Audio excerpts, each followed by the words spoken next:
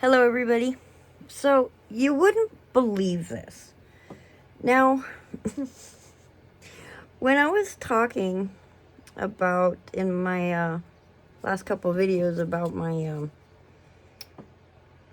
Canadian night crawlers and how much of a struggle it's kind of been with them because, you know, they're very picky on their temperature and they have to be cold, right? So, just like, you know, Big Grandpa, I haven't checked in a very long time. And I assumed that they were dead because I haven't seen any movement. I haven't seen anything from them whatsoever. So I just I remembered and I went, oh, I gotta go check on the Canadians and see what's going on in their bin. But this is the bin that I've got them in. And it's a 11, it's about 11 inches tall. So technically, they should actually go a little deeper. Now, this thing was pretty full at one point anyway. So they did end up working it down. But now in the process of working this, now they are a little dry. I mean, they're damp, but it's a little dry in here. Guess what I found? I am finding little baby ones. Like they're little.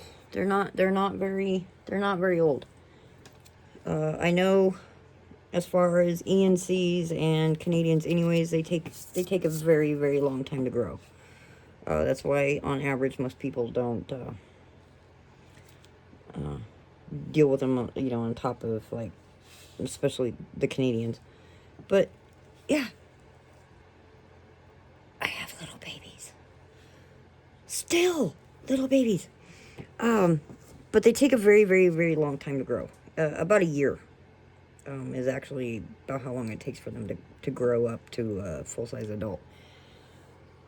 And so I was sitting here digging around, and yeah, it's fairly dry. A lot of the stuff that I did put here is gone.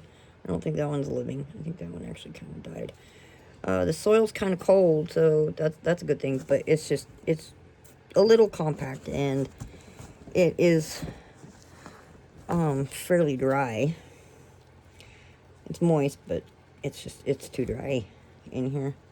So I cannot get over the fact that I actually do still have some. How in the world are these guys still living? It's not very many, but well, here's one too. See, they're not very old.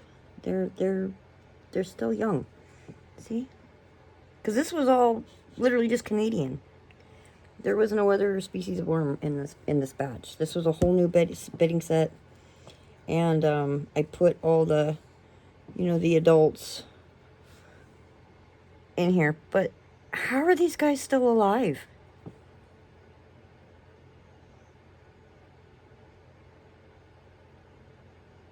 I'm baffled.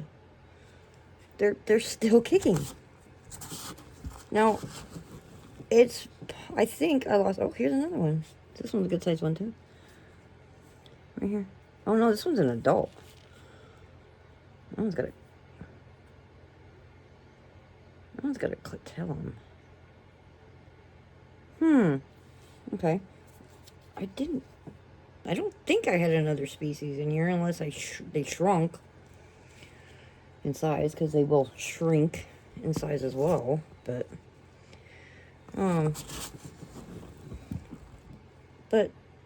how are they still functioning? I'm confused. There's a few in here.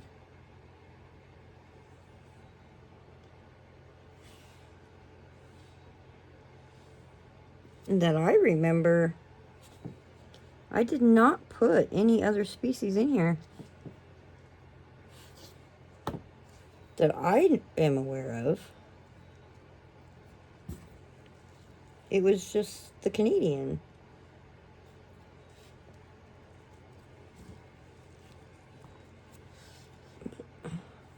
So I am slightly confused. I mean, there are a bunch of you know, cocoons. So there are still some cocoons. They're pretty good size. So I'm taking a guess they are from the adult version of the Canadians. But it is pretty compact in here, though. I'm not gonna lie, it's pretty bad. Because I didn't check them at all. They worked everything down, though. It's definitely worked down. But I am slightly in the baffled stage, honestly. I am so confused right now. How these guys are still surviving. Because I even lifted up the bin and there was a dead one that had crawled under the bin that apparently had died. Because once it gets too hot, above, what, 50, 60, I think it's above 60, they start evacuating. And these guys are still going. I said it is pretty dry though. It needs loads more moisture. It's just not. It is way too dry. It's nice though. Not gonna lie. It is nice. It is some nice stuff. So now that I know I do actually have survivors, I could maybe try. I could maybe try and just keep them going, and maybe as time goes, they'll kind of adapt to the temperature in where I keep them stored. They won't, you know, try to vacate. Because, you know, every kind of critter tends to adapt. But see, it's definitely how clumpy it is. It's been a while. It's been a while.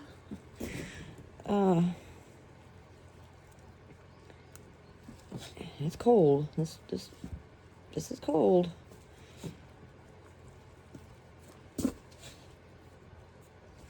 It is definitely very cold.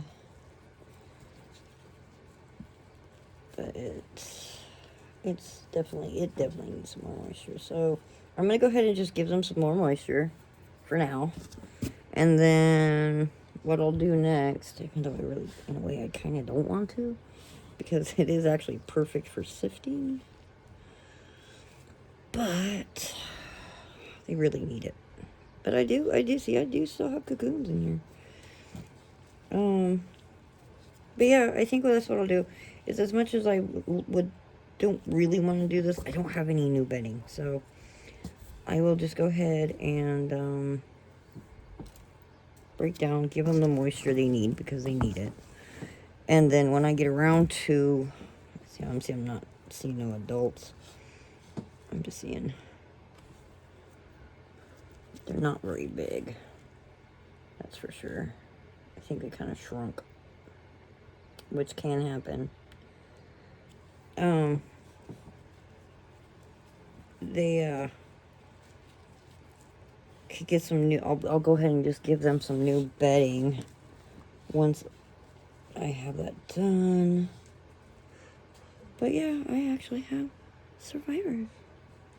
Holy moly! Not sure how that worked out. I am baffled. I'll go ahead and do this. These poor little guys. I think Your books are at the mailbox. I just got things that has been delivered. Okay, I'll go look. Probably not. They probably left it at the post office. Yeah. Because I think the mail got delivered anyway. But yeah, I'll go look anyway. In a bit after I add some water to these poor guys. And get them. Yes, he's just clumping now. Let's see. Do I have any? Oh, I do. I think I do. Let's do this. Oh, I got a little bit. Okay. We're going to resort to my little bit of cocoa core I got going here to help unclump. This is all. So we'll do it this way. Also doing some food. So a little bit of cocoa core. Okay, guys, we will get you fixed. Hold on. You know, as much as I really don't want to fix you, but you're alive, you're kicking. We will fix you.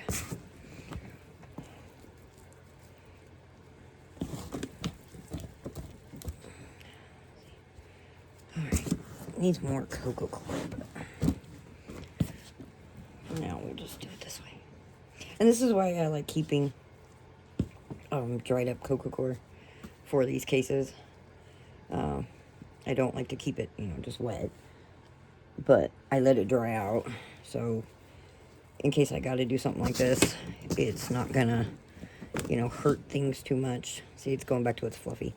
But it keeps it, when you've got clumps like this, and you add dry cocoa core, especially, or you could add, we could add some, I could add some,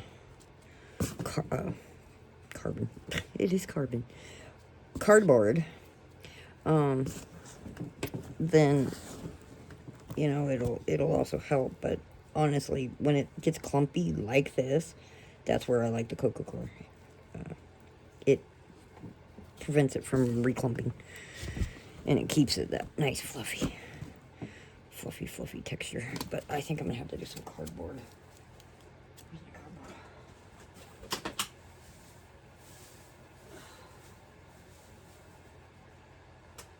And then we'll just add a little bit of cardboard in here. So it'll not only help fluff it, it'll also give them some food. Because Canadians, like, the Euros, are also carbon feeders. So that's pretty much what they prefer, is carbon anyway. And I found that out also with the Canadians. They don't like food scraps very much. And if you do give them food scraps, you have to put it on the top. Don't bury it. Because basically the way that, and I noticed it with these guys. I know, I'm sorry, the camera's on the table and I'm shaking the table around, so it's making you feel like you're probably on a roller coaster ride. But what I found out with, like, the Canadians, when I was observing them and how they work, ENCs are the same way. The European night crawlers work the same way. They are what they call burrowing dwellers. And the way that they work, they are best if they have because especially since they're so large, you want to have a pretty deep, you want to give them a pretty deep litter. Because the way they do it is they basically create a tunnel that they create this tunnel, and then they pull the material from the top down into their little burrow, and then they deal with it and eat it down in there. They don't really work like the other species of worms where they just move through the soil. I mean, they still move through the soil, but once they figure out a spot that they like or whatever, then that's pretty much where they build their little burrowed home, and then they just pull from the top and pull it down into their little burrow. And I kind of noticed that when I was observing these guys, And as I was researching, diving a little bit more into them, and like I said, Canadians and Euros. Canadian worms are basically Euros.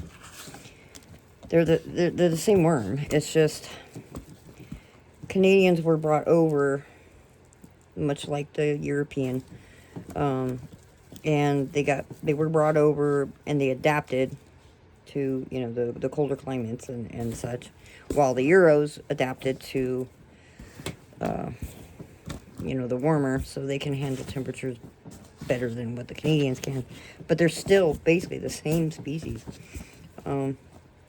It was brought over, and it just adapted into its own thing, and then they became known as Canadians because of where their main location was, which is Canada.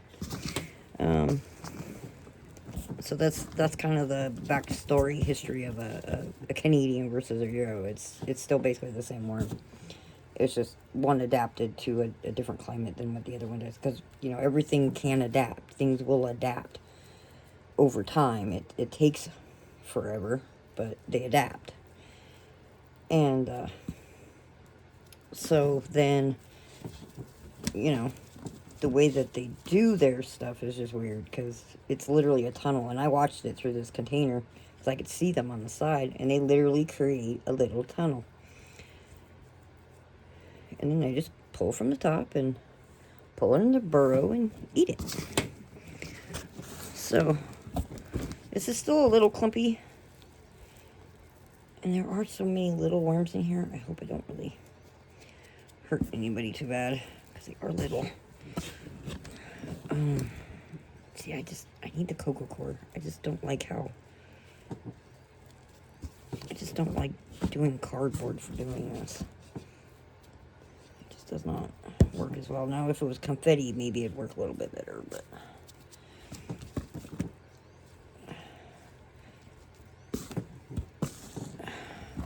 so it just keeps clumping. See,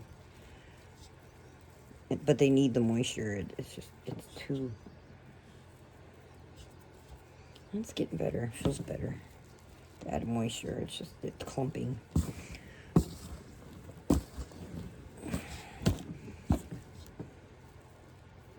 So for now, this will work just to keep them alive. And when I get my other stuff, my pre-compost done, which after I get done with this, I will give you an update on that. That's where the next stage of it anyway. But yeah, I can't believe I actually have little babies and juveniles still kicking. No adults. They definitely died. But maybe the young ones will adapt to the weather, you know, the temp conditions and where I have them at, and maybe they'll just survive. Because they weren't raised in those kind of conditions. They've been raised in the conditions, you know, this whole time where I store them, which is definitely not refrigerator temperature. Just really, really tiny.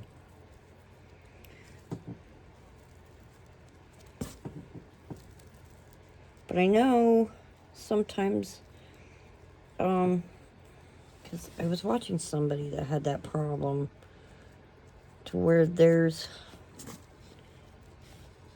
became dwarfed in size. I forgot who it was, but their worms started dwarfing in size, so they started becoming, you know, itty bitty, which I know can happen. Maybe that's kind of what happened here. Possibly. I don't know, because they're kind of small. But I know for a fact this was just the Canadians. I didn't have anything else. Unless I managed to mix cocoons by accident. But I don't think so, because I just put the adults in here that I am aware of. Because I was trying to have, I want to have, you know, separate setups for each species of worm. That way they always stay true in that one setup. And I know I did that with these guys. I know I did.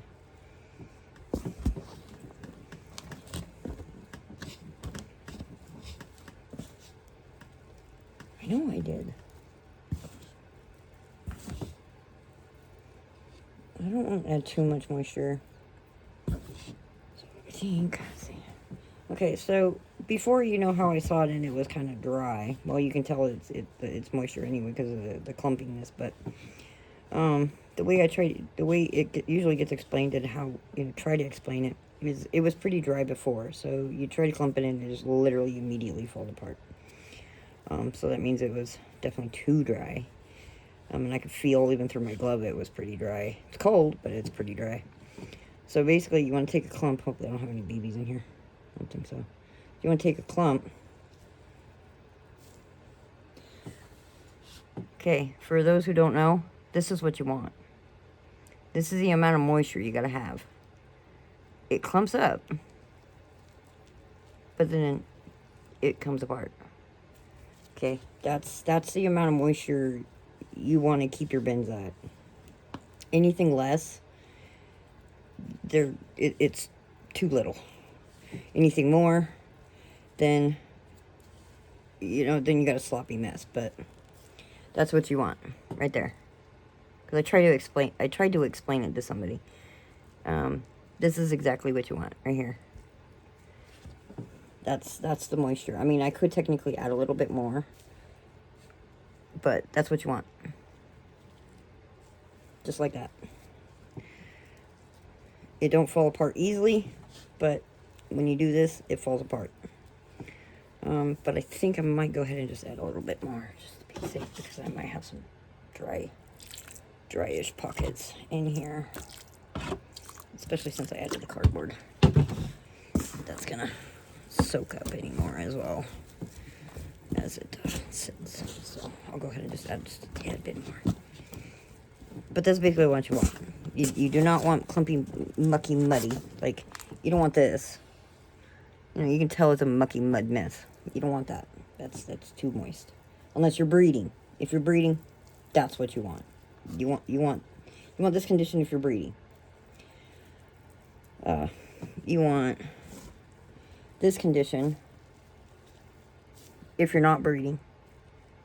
That's the difference.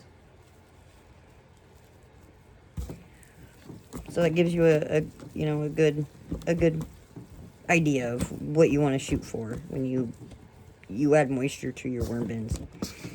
Because there is a difference between the two.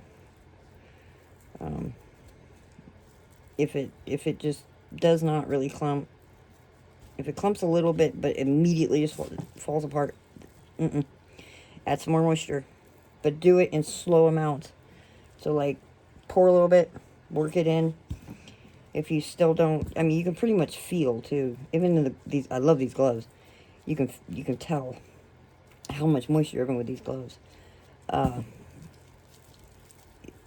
If you don't get that, if you get this squishy, muddy, mucky, like it makes noise, you don't want that. Then that's too wet. But you want that if you're breeding. This is not breeding, so I don't need that in this bin. I'm just trying to add enough liquid in here to cover any dry spots that I am missing and such, which, oh, there's the rest of my cocoa core. Come on, let's bring you up here. Let's see if we can mix you in here, because that will help too. And cocoa core, peat moss, which I don't add peat moss because of the acidity, even though, as you buffer your bin, it'll fix the acidity, but I just don't use peat moss. I use the cocoa core. Plus, they're saying that the peat bogs are starting to dwindle anyway because of all the people that want it and stuff. So they're struggling trying to keep peat bogs alive now. So I stopped using peat. I have a bag of peat that I had bought, and that was just for my, because think about it, this way. When you have blueberry bushes, when you have hydrangeas even, because hydrangeas, the hydrangeas change colors based on the acidity of your soil. You want a certain soil, certain flower color, you add peat moss. I forgot what color, I think it turns blue. If it's, acidic. I think it's blue. But blueberries gotta have very acidic conditions. So you're putting peat moss in a bin that, the worms prefer the pH to be neutral. I mean, even if your bin's neutral and you're putting peat moss, you're still adding acidity to it, or acidic carbon, and you have to make sure you buffer that down with the calcium, the eggshell and that.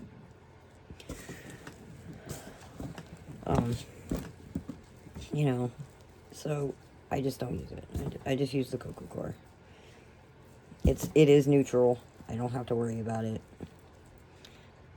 Coconuts, it's a fruit, comes off a tree. It's easier to get, less invasive on the planet than dwindling the pea bogs. Okay. Ooh, yeah, see, I got bits where it's still pretty clumpy now, but they might be okay with some of the clump. It's not too horrible. I don't like it, but I just don't want to add any more. Especially if I'm going to just give them new bedding anyway. And see, but this is why I don't really like using cardboard for trying to soak up liquid.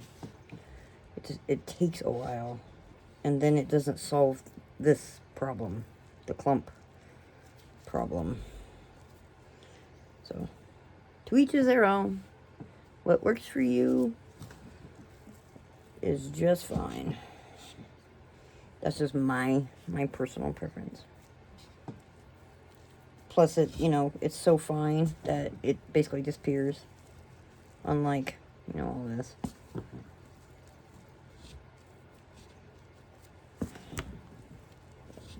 Now, if you have globs and globs of liquid, yeah, use cardboard. That works really great for that. But when you're trying to fix clumpy stuff like this, that's where I reach for the cocoa core. Because I just don't like trying to do it with cardboards.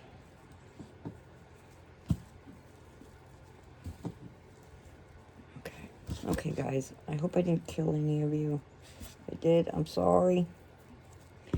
We'll see. I'll check on them. I'll let them sit for a little while. Nope, that's not one right there. And see if they start kind of moving around, maybe.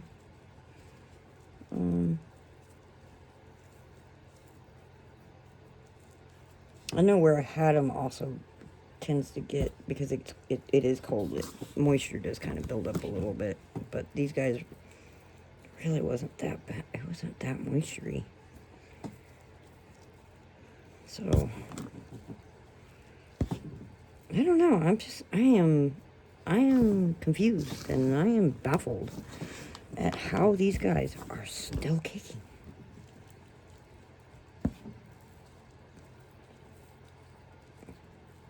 I mean, if they actually grow to adults,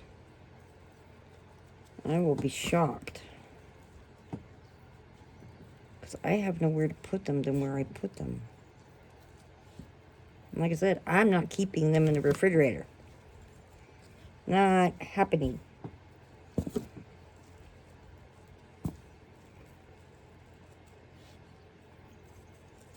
Okay, you guys should do this. Are you gonna move? Because I just added a bunch of moisture in here, so you should be a little happy about that. See if you move. Probably not. The other thing I don't like about Canadian night crawlers either is they don't like being manhandled very much at all. So when it comes time to you know, fluff their bin, I mean, even with light on or whatever, it doesn't really matter. When you start working in their bin to, you know, either fluff it, you know, work in food or bedding or something, they start running for the hills. And there was times that because I had to come in and, you know, work their bins and stuff, they all the adults decided to start vacating. And these, you know, Canadians are literally the only ones that I've ever had vacate their bins. And it's either because it's too hot, or once you manhandle them, they hit the road. They're very temperamental. And they throw a tantrum. I'm trying to see if that one's going to move. I don't know if I killed it or not. But find out in a minute. It starts moving. Moving a little bit. I think they're a little kind of lethargic in a way. Because they were so dry.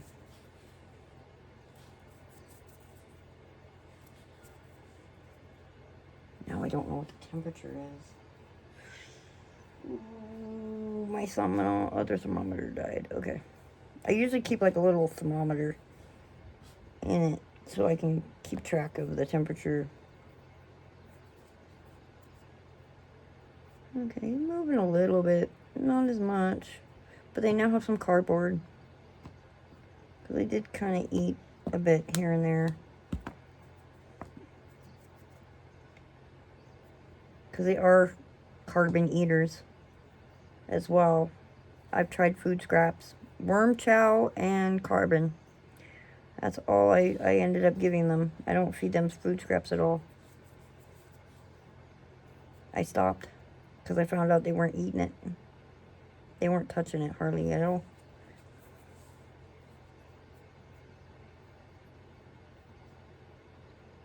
So, okay guys. Well, I thought it was interesting.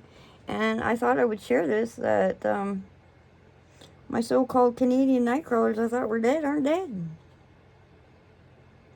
Now, we'll see if they do hit adult stage. Or something. Or they're just not Canadian night crawlers. But I'm telling you, I swear it was just straight Canadians in here. The adults, anyway. I just put the adults in here with new bedding. Unless I could be wrong and somehow I accidentally dumped another species of cocoon. But I don't know. I'll keep an eye on it. I know night crawlers, you know, the fat ones, they take a long time to actually grow. So I will definitely watch it. And if they survive another year of the temperatures that they are being kept in, maybe they'll adapt.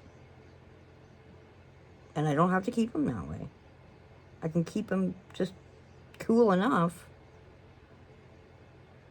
that they'll be okay. I don't know. This is going to be interesting. Definitely interesting for sure. Yeah, I thought I would share that. I thought it was pretty nuts myself. When I'm finding little worms. Was something I thought died. Like months ago. Actually, almost a year ago. And they're still kicking. That's just freaking insane. So, okay.